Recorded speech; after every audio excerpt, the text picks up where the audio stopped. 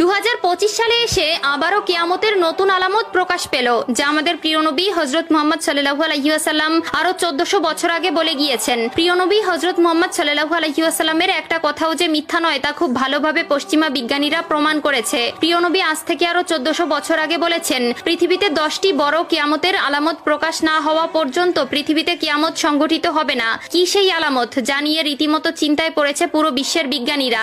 আপনি যদি একজন মুসলিম হয়ে থাকেন তবে ভুলেও ভিডিওটি এড়িয়ে যাবেন না, কারণ আমরা আজকে আপনাদের জানাতে চলেছি প্রকাশিত হওয়া সেই কিয়ামতের আলামত সম্পর্কে। আর আপনি যদি আমাদের প্রিয় নবী হযরত মুহাম্মদ সাল্লাল্লাহু আলাইহি ওয়াসাল্লামকে ভালোবেসে থাকেন তবে অবশ্যই কমেন্ট বক্সে আলহামদুলিল্লাহ কমেন্ট করবেন আর ভিডিওটি শেয়ার করে দিতে ভুলবেন না, কারণ আপনার একটি শেয়ারে আরো অনেক মুসলিম ভাই ও বোনেরা কিয়ামতের এই আলামত সম্পর্কে জানার সুযোগ পাবে। তো চলুন বেশি কথা না বলে শুরু করা যাক আজকের এই ভিডিও। হাদিসে বর্ণিত আছে, কিয়ামত সংঘটিত হওয়ার পূর্বে পুরো পৃথিবী থেকে পবিত্র আল কোরআন উঠিয়ে নেওয়া হবে। প্রিয় দর্শক, কিয়ামতের নিকটবর্তীতার প্রমাণস্বরূপ কিছু আলামত প্রকাশ পাবে। এর মধ্যে কিছু হবে বড় আলামত, আবার কিছু হবে ছোট ছোট আলামত। ইতিমধ্যে পুরো বিশ্বে অসংখ্য কিয়ামতের ছোট আলামত প্রকাশিত হয়েছে।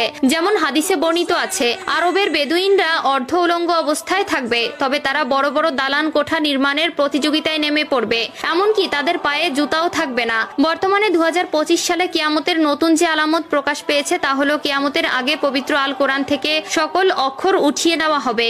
ইতিমধ্যে এমনই কিছু তথ্য প্রকাশ পেয়েছে।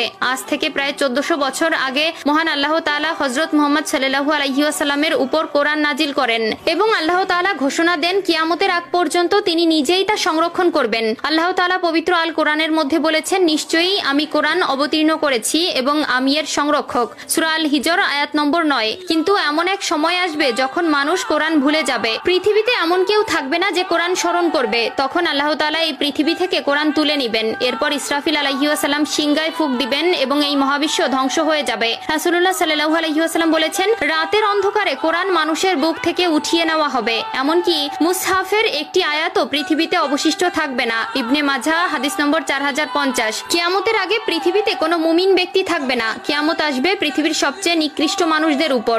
আনাস ইবনে মালিক রাদিয়াল্লাহু তাআলা আনহু থেকে বর্ণিত, রাসূলুল্লাহ সাল্লাল্লাহু আলাইহি ওয়াসাল্লাম বলেছেন, কিয়ামত ততক্ষণ শুরু হবে না যতক্ষণ না এই পৃথিবীতে এমন কেউ অবশিষ্ট থাকবে না যে বলবে আল্লাহ আল্লাহ। সহিহ মুসলিম।